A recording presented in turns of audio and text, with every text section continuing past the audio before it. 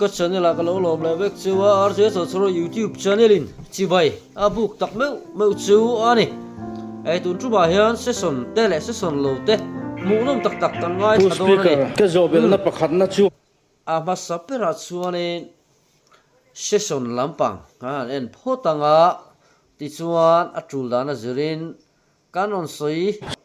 chu session masalama ka zo na bolia tu tuition chu le chung changa min chan na kan lo en fia don nia ti kha en fia ani ta em le chu min do sak thei don ta em bi pani na si phir tlang tu andar manik via ro lui le rang te tu chwa thum hi PMGS wai mangin min lai sak ve theyang em ti ani e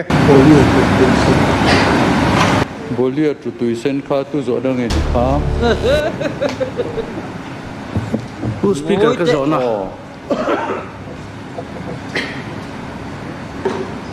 bolia tu tuition kha ti ngei zo na kha who speaker bolia tu tuition chwa khwa in kara khwan ngoi te minister hi puhlana ti mang kan se thowa hey amak lu tu khi mi pa ngai nia mi thiam an nia mi fel fai tak pon si ni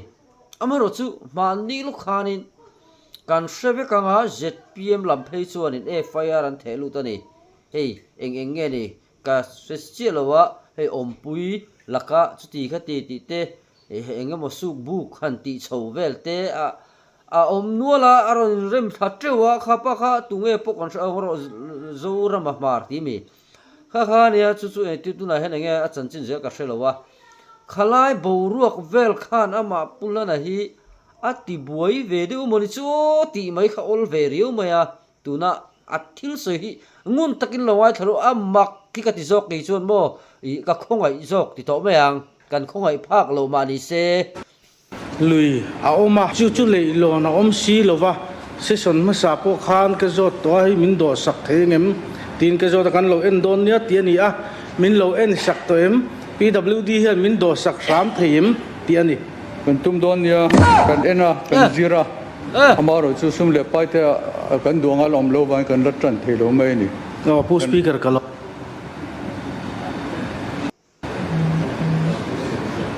ngoi vang zo na kha pu speaker a zo na pani na ka sai le don am yang o nge si phir tlang tru andar manik via rolui hey hi ka PMG soi mangin he kong hi min lai sak ve theyengem ti le rang te tu chwa thum hi PMG soi kong in min lai sak ve theyengem ti ani kan lo ngai to don ya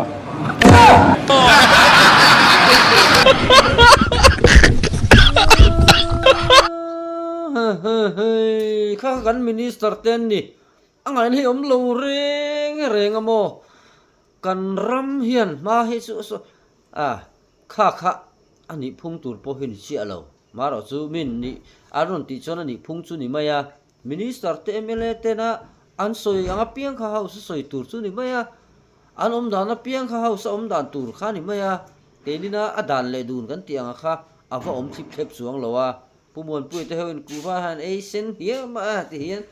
an chut ang der dora kha po kha MLA te advisor to CM te chut dan tur kha ni maya kan khi an ni chu mo azoram dan le dun po CM thathe an ni wangin poni sela video pakhatal kai le ang kan ZPM group leader opposition group leader pulal duwa makhan ti hian asoya pu speaker minister za tak pati ngotin peace bonus chungchangan soya ho sian thudik ahriat angai kati peace bonus si cheng khat ma min pelo amai ro chlc PR khan khor za somriat kan dong via adong claim pol kan dile ngal chu heta peace bonus tin kan vuat sopa an ko mai ani central atangin peace bonus cheng khat ma kan dong lo zo na ka zo po kan dong lo ti chan na ka dunga chu wangin soi to lo me ang u thu ti so yang u atia hei hi tun budget alar tak PM Divine Scheme le atanga crores aru kan ton tur budget sitara manina pharni khan karil ruaron lang sok boka kan chief minister hian entin nge ni hetiang chief minister tang te ti thelo heti thin le ti karil ruwa lo oma ka soi tum zok su speaker kami tuma pulal duo makan opposition group leader zaum takin katia soi kha kapum theilawa finance ministry te kadora Mizoram apo planning le finance te po kadora hey a order po speaker this bonus ti mga finance ministry in kum sang ni som ni kadilo kum sang ni mars ni thuma office memorandum andon ti chwa hian peace bonus ka finance ministry na ron pek ani ti chiang khop maya tin kan chief minister in chiang bonus tia aphua ani ti po hi chiang ma kan chief minister zaum tak puzoram thanga hian atang hian pu speaker tu chon hei ka pek che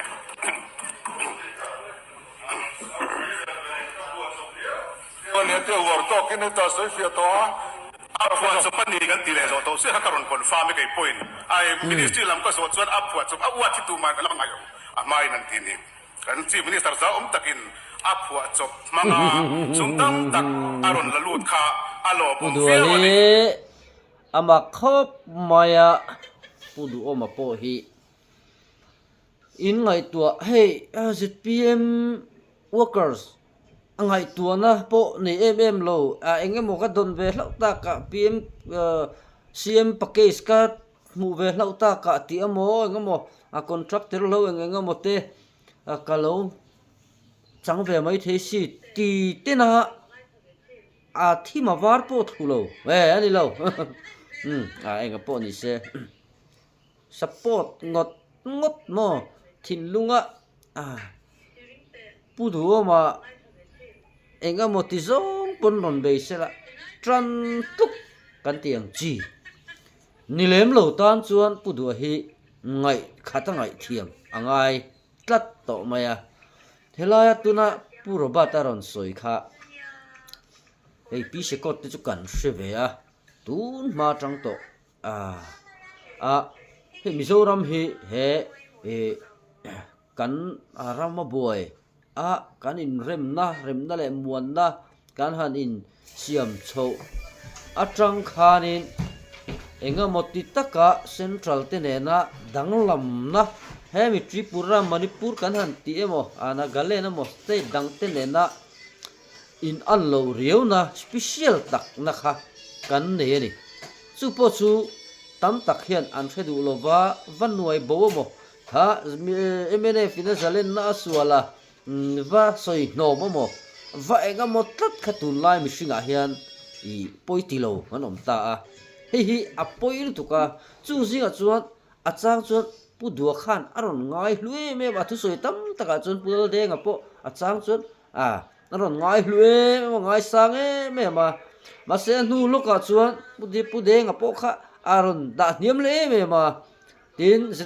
zalem na sul te po kha chu ti tho chu ti khan ara ma le ma hi ti hera in su mai ni ti chu video sang kan mu ni chút yang vel mai chu tuna kan siam din mun ani mek awang hian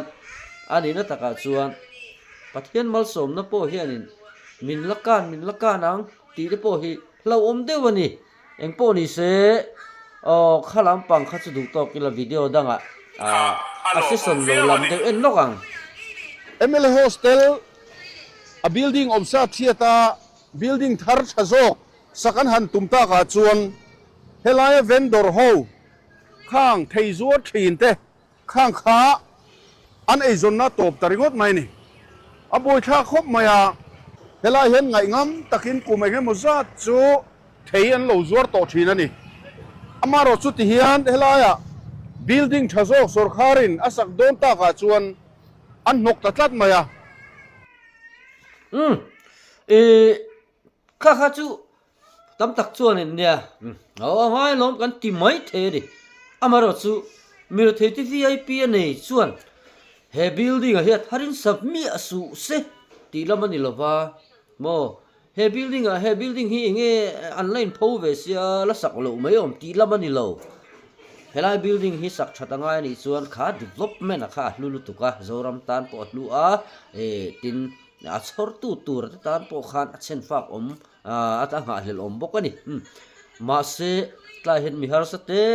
ten ni tin asuman mu ve na an lo in zor ve na la kha bo mak chuan kha aya mun tha amo khatia ang level mi pui tam ve na tho si emo halai khan sarkarin mun ma te ngai tu sak ma sa se la tong po ma ba in nor liam sa ti ringot te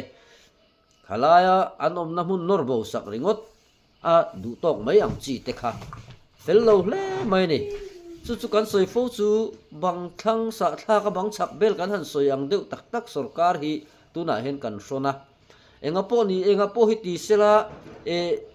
development sang hi ti sela mak deu mai chu thil thatak helai chuak tura helai han thil chetak ron piang hi om thei zel lai hi apoi kan sarkar mek a hi he de kan environment chungchang ate po hian kan emele tam tak ten enga ma an ngai lem lo environment kan hanti humhal kan hanti te hi ango te pon hlut lo ni ti kha man se sona po khan kan se to an thu soi sang sang hian kan mu thina ni heng ram ngo kan ti tui na ti te hi khoi changaron suak nge ang te ti nge ti hi chu ti te ualin min ngai hlut sak lem lo tu na kan siam thleng te poin ni ina langa kulaya leivung an han da vel da na tang khana chiang reng maya leivung kan soi le lo kwang min lo thiam lo ula social media kan mu da na hi chuanin MNF chuanin pudu oma leivung pai khan tlong azu chim nuwak don azu chim don ti anga ZPM lam chuan anon chuani ani na taka chuan MNF lam hian atira te phe chuan khula khu soirik wak om lem lowa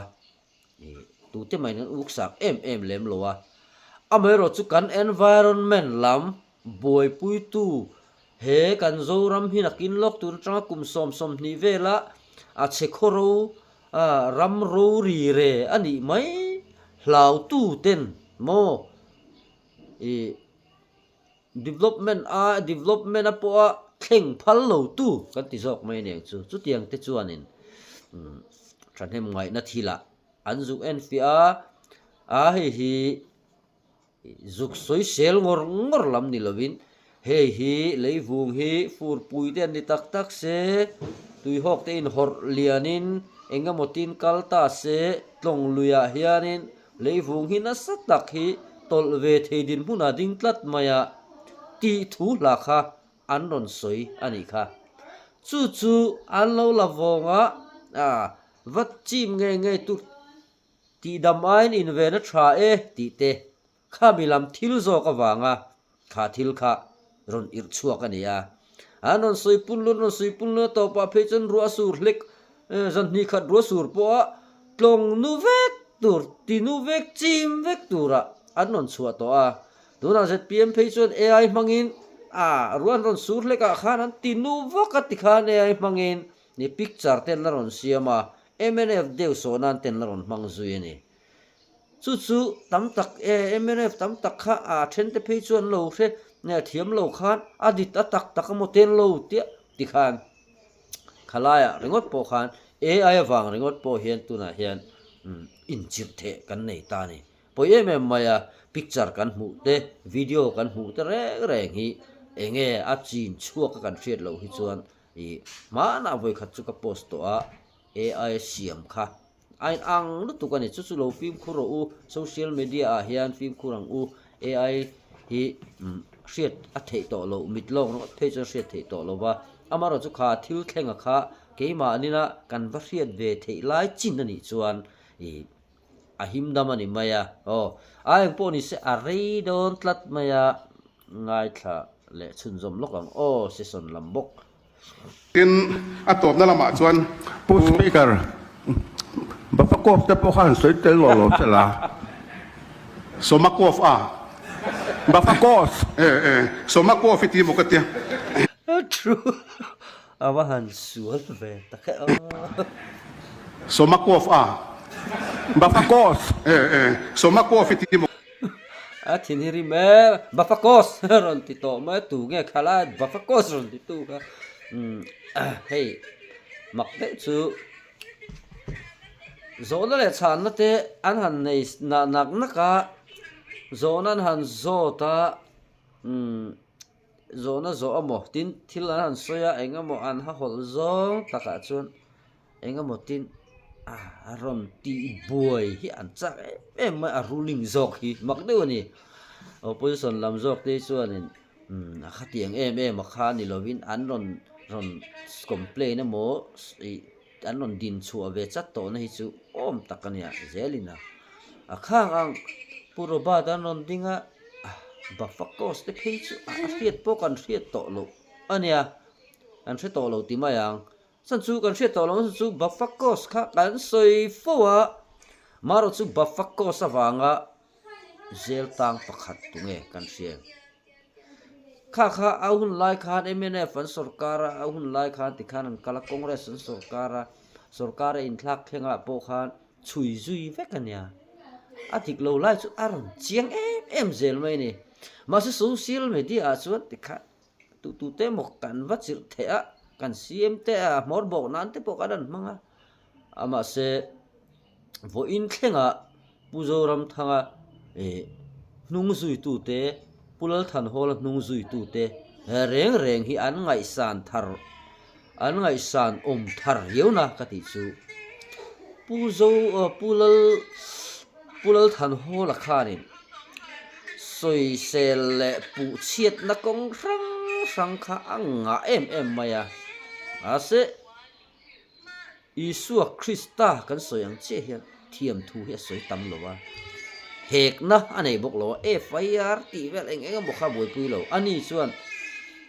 eng tika ma CM ve ngai reng lo tu soi hi enga bak ngai lo ti nan mai ni puzoram thanga ron ni vela enga ma ngai lo anui liam mai eng tin po ti se nui liam mai ni case lian tak an or theina tura po khan vatot tir khera kha adu lem lo chuai chuan ka dikna ka fel na hi chu chunglam khian ding set puye ti in nget takin an ding top mai ni amaro chu tuna kan siam ve thung hi chu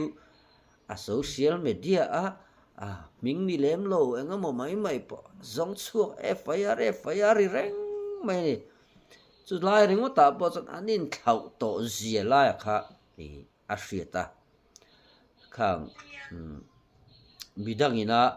an vati ngial pon FIR manga kan puzoram thanga te pohol te FIR manga an va be ngial pon engma chui chu tur bak khan em lem lo ni ti hi vo in nia chuan klewa kumu pa de chuan an thiam mai ka ring ngai khale photang ai nom chou tu don su se hey ke po kan house leaderin engani anticipatory belila ngai te media social media corruption case nei tong be su se bin tia nimina helaya kan education minister soyang khan sunglam khiat pui hian kha thila khan ka fihli mani chu ka soingam ko han upa mingin kan ve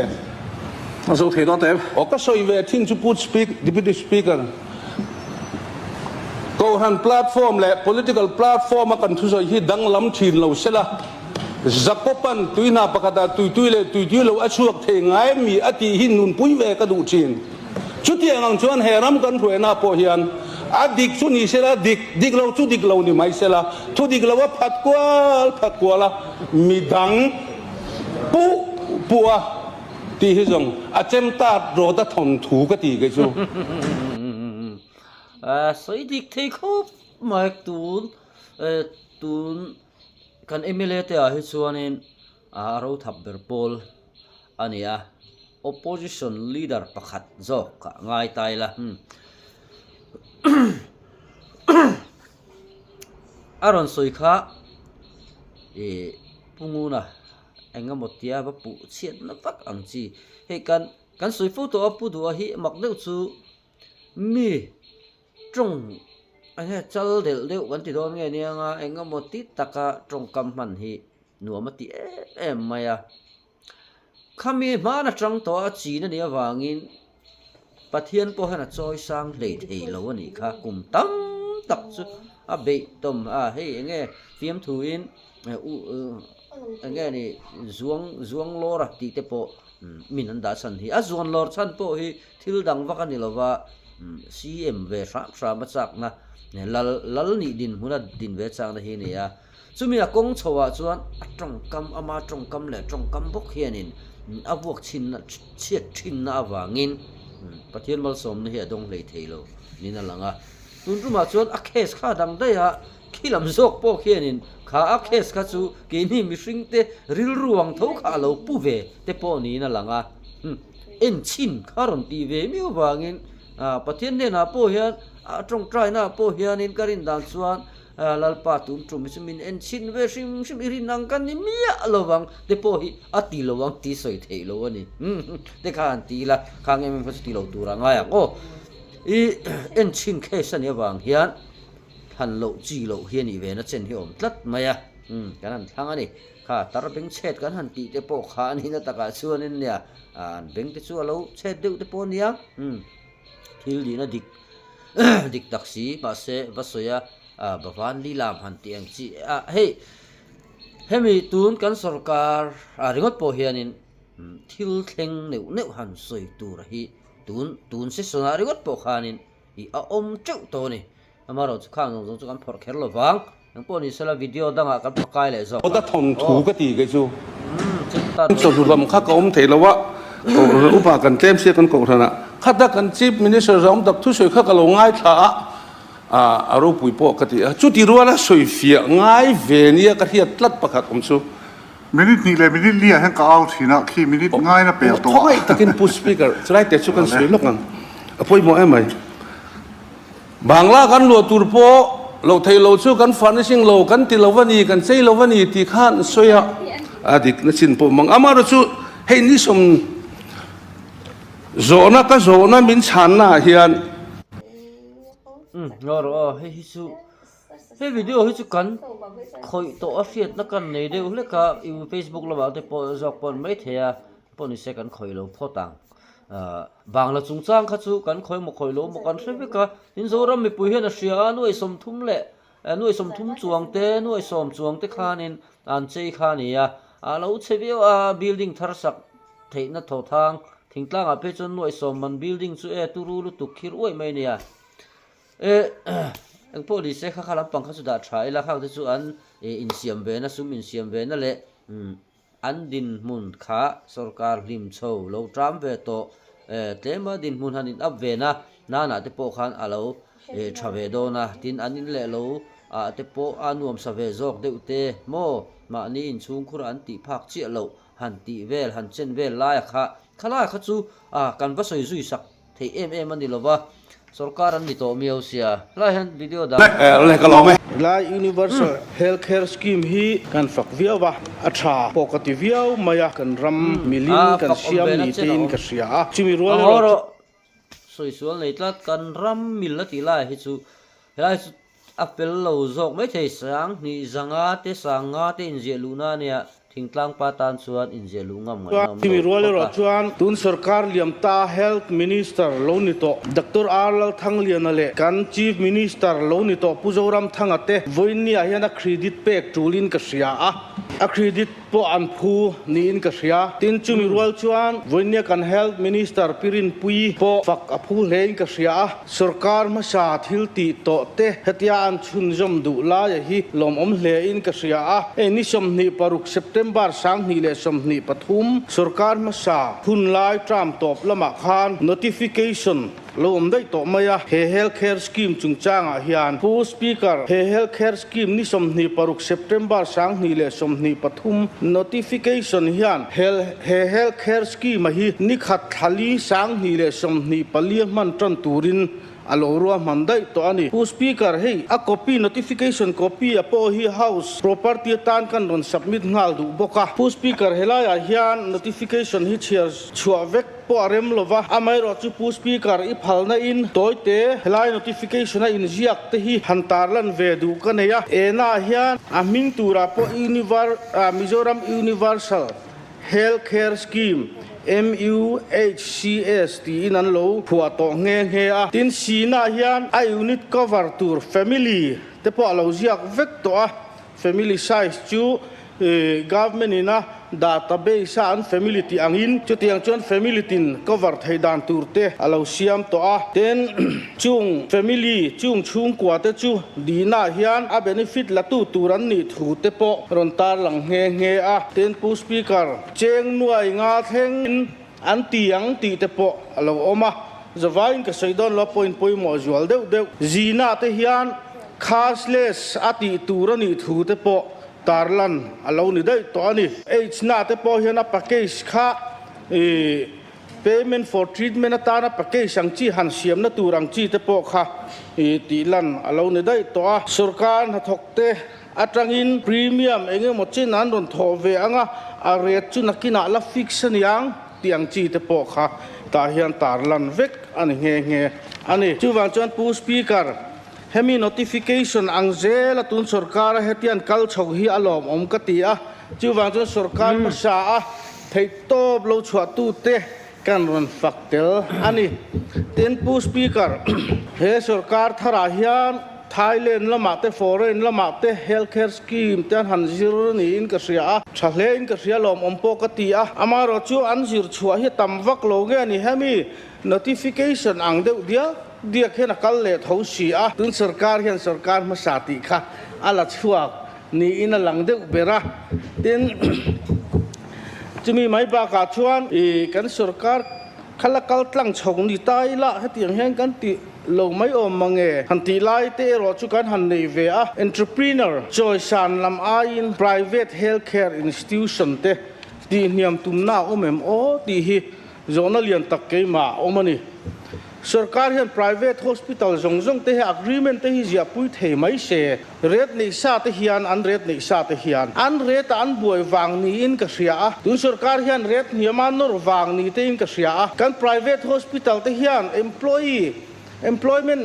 ungenerate นะชาเนีย private hospital ประคัดก็โจทย์เองจังเงนะทกินในก็เตี้ยจังก็จวงกันในยันติดละจู่วังจงกันโจรำตาม private hospital เตหีน้ำมูลเอาตามเตปอกน้ำมุนอันนี้เองก็ติงเออามาเอรอจูอันเรียดในอังเตกันตีไม่เล่าเล่ติค่ะ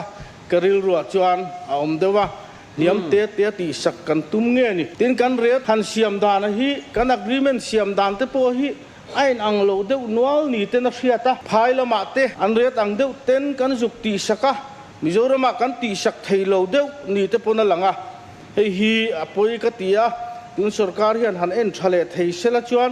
อัลโลบอมุงตินอารินอมอันเรียตังโลว่ากันตีเฮียนอันนี้นตะกาจวนhospital เตเฮียนดำโลเตอันเคร์นะจุงจ้างอ่ะเตเฮียนมินติเนียมเทียงหิมดูนังอันเคร์นะชัดตักกันดนทีนะเตฮี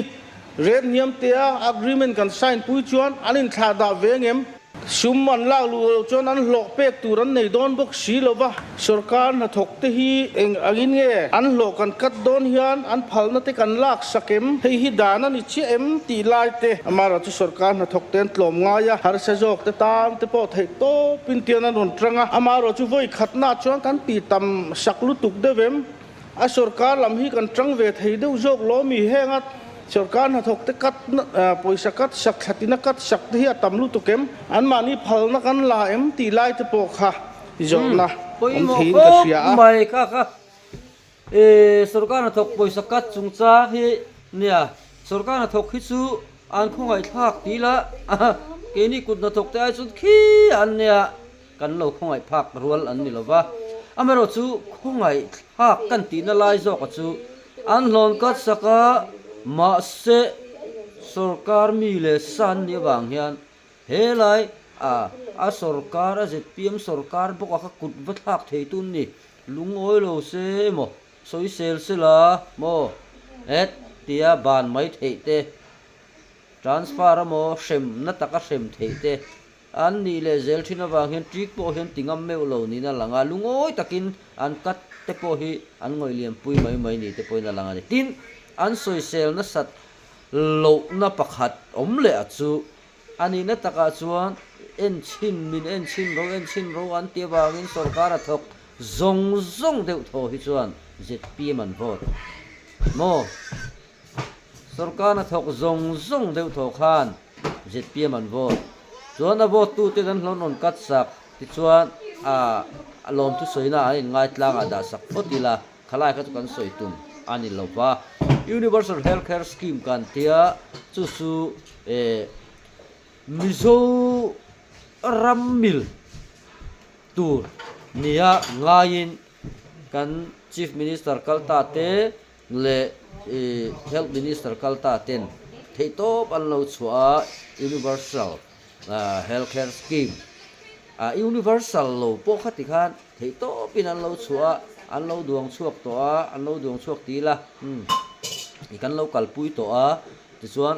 tha an non ti le sarkar an tla hlau maya chuwa chuan helaya non tiang deuh khan pirin pui te po pakum na chena oma maro chu tam takina doctor thang te le pirin pui te tia kan han khai khin kan han tum ve thin te hi chu kan tu sual mei chepin in tui kura la kai lo ti ni mi pa chu khi ani sa sim sima cheng sa tuna po doctor thang te ruam han pel sa aron chun zom na hi apel na khani maya ama hian ama atanga thil ron chuak thar em hi mu tur om chuang lem lo ni maro chu kan minister sim sima chuan mei che ti taka om nem ti taka thinlung sak tak chung an ni lo na te thu soi te thu la sim hi angai nom reu ka te pirin pui hi tun tuma po lung lei zo bok lama thil thleng dom lo tak mai ama department chana lo oma khanga te po chuti khati thok tu te badem satlia le enga mo mai lova ama na zoram mi pui te te po ngai dam an han ding te po kha pui tin thak reu ka tia khatiang khanin hetla kong chung changa te po hianin ngai dam te bu fai ti to chung chang te po hen ngai dam te han dil ve mai ta se chuan zoram mi pui hianin kan ngai dan te po dang dewanga maro chu ngai dam dilan he kin zoram mi pui zo ka te minon etika mun chu ti tur khop ten le kong te po ti khan khati khopin kan mang anga thi na hial te thlenga khatiang khan har sat na dor kai sum dong ta takin har sat nan tuara thanga khan ZPM sarkar piang hlim te mai kan nia chuwang chuanin du thu sam hi kan lani thei bik lowa zoram mi puite min ngai dam sha te henga tin party dang kan foi tu angai na shedeu te point min pui bom ro ti zong te pon ngen na te po kha chua jok ta se mi pui dem hen lo don lowa ma se kong khati ko kan chet to nuwa le man luana an chapo puye me ma midang eng ma ti ve mang lo le kong chen nu chia le enga mo ti zonga an han soi le du tlat mai thin te hi helai chapo na lu tu ka wang hian yan ma ni po nu niam hret anon ni zel ni ina lang ta ani engpo ni se toite in ti thil kan ngai thale ok do Mr. America zin le akai mai kan chief minister America zin chuan soya hlo le maya helai mi hi pulal man zuala ani ya ni point kan lo soi zom nual to thina azin chung changa thu soi then khat te chu dot mu hlum an ni em lo point twin person in kokal tak an ni wangin amaka hetiang thu te hi kan ram khoi tu lu ber soi ani chuan kan ram din hun le akal zel dan tur thengin ngai to na thui tak kal tir tu ani belchian tu le ani CM tu soi belchian lo lang sar zual te chu heng hi ani pakhat na kan CM khan azin don khan azin chan chu zo na thak zong ten pum khat thu ani ti asaya Mizo Society of America te som ani thu le azin nalama senso zong po antum sak vek tur thu asoyani Rockfield Maryland thu asoyna po impum khat thu chu thupuya ani tange yani USA thenfel nu chuan azin chan chu official ani thu asoi ta thunga Government of India riat puya kalani thu chuwanga government official te point an troi om thu te asoya akal man le thlen na เซนโซดังเตโปसरकारी न तुम सकवेक दोन थू असोय बकनी Pani na zo ti chu kan pian pui nam ming generic name nia angai thu asoya zo na thak zong khai khom tu chu mizo ni lova zo ani thu asoya zoran people's movement thi mizo na thak zong soina na zo in ahuam zau bernia em po ni sela he helai hianin CMUS jin le akai noi ti nia chuan man ni loka khanin gang tok chungchang lak nuai to a hei chu ma sa jok nge a hei chu ala thar lam jok gang tok chu rei to a he a jin chua re reng hian engemo rideu lai hi alo omle nol thina azin hima te hi chuan tam tak te chung an thu chuang lo ma se nuan karan kala engemo hi non om vele nol thina ni na thil thalamani mo chu kan sim kal dan phunga ni ya chuwang chuani engpo ni sela video te du asei do na kan lo du to le to mayanga comment po kanun pe tui to lo mayang thir tu le ngai thu zong te in zawai chunga lom thu kan soi le a video te min lo thir sak zel turin le hei tun lai chu video siam tur po tam ma ngai nom deu tur po le in check nuk me ma ro chu helai a engamo mani in chung kur thil boi pui ngai te wangin video po kan siam man lei thei lova makina alron siam chu tura te ngai tai la thome allo me